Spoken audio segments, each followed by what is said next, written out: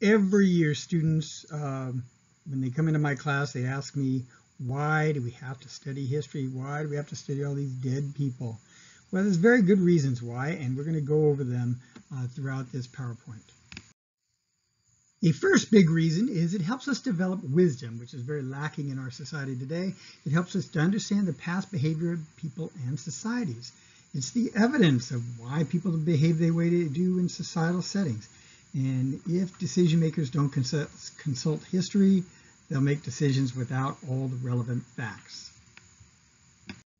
A second reason is without historical knowledge, there would be no progress. We'd be starting at square one every day. All technology is built upon the previous technologies that have come along.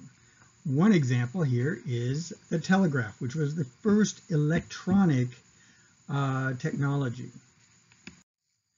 From the telegraph came the telephone. You could not have gotten the telephone without having the telegraph invented first. And the telephone is going to lead to other inventions. The telephone will help lead to the cell phone and faxes and other communications devices. A third big reason is to help us understand how the community, nation, and world we live in came to be. It helps us understand why people have made the decisions they've made. For example, why is the United States the only country in the world that has true freedom of political speech? Canada doesn't have it, England doesn't have it, France doesn't have it. If you say the wrong thing in those places, you could be arrested. But in America, you can disagree with our leader, you can tell us you hate our leader, and nobody's going to come to arrest you. However, why is freedom of speech, freedom of expression under attack today? Why do we have cancel culture, where something somebody said 10 years ago can lead to their being banished from their job and society? What has been happening? Knowing history helps us to understand these things. Part of studying history is knowing cultural literacy.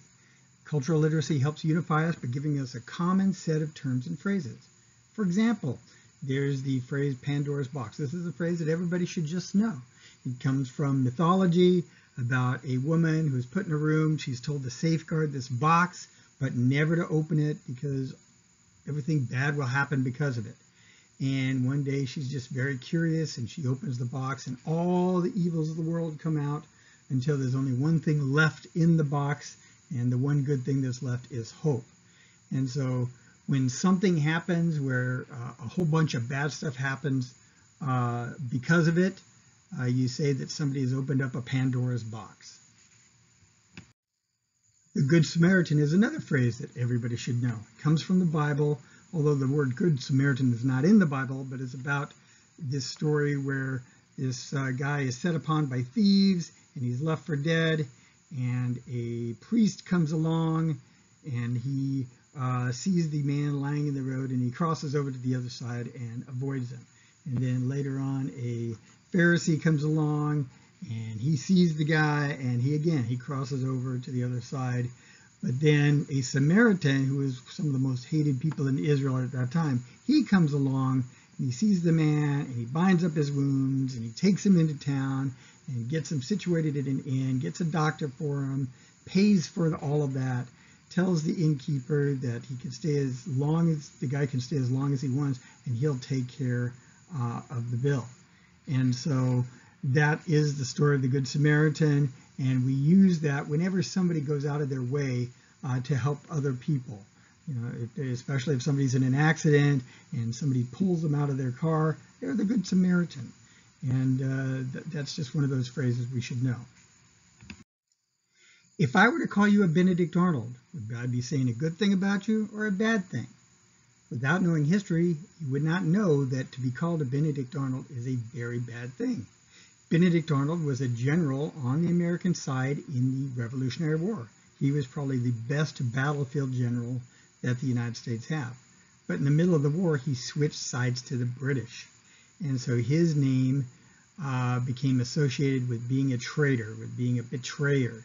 And Americans who know their history, they never name a kid Benedict. That name went out of fashion in America after the Revolutionary War. Many countries and many religions have similar things. A Christian would never name his kid Judas. In Mexico, Malinche, she was the Aztec slave who helped Cortez take down the Aztecs. In Norway, nobody names their kid Quisling because Quisling was the leader who sided with the Nazis. So there are a lot of phrases that you just ought to know in America, and that's one reason for studying history. A fifth reason to study history is to help us develop essential skills for good citizenship. We need informed citizens to make our country run better. They must be educated in history to be able to vote wisely and participate in their community. Otherwise, politicians can tell them anything and they'll believe it if they don't know their history. A major example of this is the rise of the belief in socialism in our country. It's never worked in any country. It's basically just theft, where you tell the government that they can own everything, and yet we have a major political party that seems intent on instituting socialism in our country, and it's kind of a scary thing. Venezuela used to be the richest country in South America, and then they elected a guy named Hugo Chavez, and he instituted socialism. And when socialism is first instituted in a wealthy country, things go well. It's like when you cut a flower off. The flower still looks nice for a few days, but eventually it starts to die. And after a few years, your country will start to die. And so in Venezuela, the country did pretty well for about 10 years, and then it slowly began to decay. And now people are homeless. People have to wait in lines for just the most basic things and don't get much of it. Gangs are running the country, gangs employed by the government, and most people have lost 20, 30 pounds since the country collapsed. Examples of socialism versus capitalism are Cuba versus Hong Kong. In the 1950s, Cuba was a fairly wealthy country. And then they were overthrown by Fidel Castro. Socialism, communism was instituted. And if you look today, they're still driving 1950s cars. Whereas in Hong Kong in 1950, it was one of the poorest places on earth. But after 60 years of capitalism, it's one of the most modern cities on earth. Now, Communist China is taking full control now, so we can start to see that start to deteriorate very soon. 3 very deadly socialist countries of the past were Nazi Germany, the Soviet Union, and Communist China. In Nazi Germany, they killed about 21 million people of their own country. And the same thing with the Soviet Union, which is now Russia, at least 35 million of their own people they killed. And in Red China, 62 million at least of their own people they killed.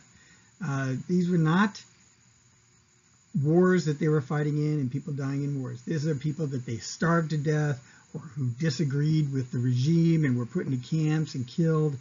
In China, they've got over 1 million Uyghur Muslims in camps, and they're actually working them to death in slave labor camps, but they're also using them to sell body parts, body organs to people overseas. So they'll put them on an operating table and start operating on them while they're still alive and take the organs out and give them to other people. That's socialism. Historical knowledge can inspire us. That's number 6. A single individual with great convictions or a committed group can change the world. Sometimes they can change it for the worse. Sometimes they can change it for the better. Mother Teresa showed compassion in India to people who were dying, and this led to an entire movement where she became kind of an icon around the world for her compassion. Booker T. Washington was a late 1800s educator who built a college, the Tuskegee Institute.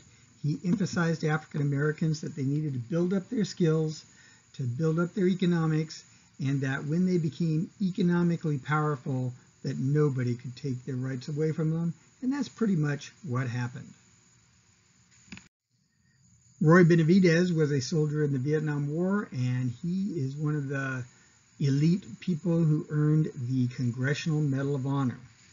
So he's been an inspiration to his family and his community. Heroes can produce other heroes. George Washington was inspired by the Roman statesman Cato. Lucretia Mott inspired Elizabeth Cady Stanton, and they worked together to make the first women's rights convention, the Seneca Falls Convention. Ronald Reagan was inspired by the policies of Calvin Coolidge, and they both had incredible economic growth during their times in office. Martin Luther King Jr. was inspired by Henry David Thoreau and the Mahatma Gandhi. Both of those men believed in civil disobedience and nonviolent action, and Martin Luther King Jr. was to take their examples and put them into practice to gain African Americans' civil rights. The seventh big reason is to help us develop essential thinking skills. History promotes reading, evaluating, synthesis, analysis, interpretation, a lot of analytical thinking. So students learn skills ranging from reading a map to making an argument. You know how to assess the validity of evidence, take a look at conflicting points of view, apply facts to making decisions. These are the things, the skills that people want in the work environment. Truly, we can learn from the past. An example of where sometimes countries even learn from the past. In 1919, after World War I, the Treaty of Versailles was written, and it was written to punish Germany for causing the war. Except Germany didn't really cause the war completely. It was a whole bunch of things that happened to cause the war, but they were punished for it. This embittered the German people, and within a few years, we had World War II. After World War II, the United States tried something different. It was called the Marshall Plan. And in this plan, the United States helped rebuild those countries that were against us, and also the countries that were allied with us who were partially destroyed. And because we did that, now Germany is an ally, Japan's an ally, Italy is an ally, and we have not had a world war since. History is a very, very important thing to learn for everybody.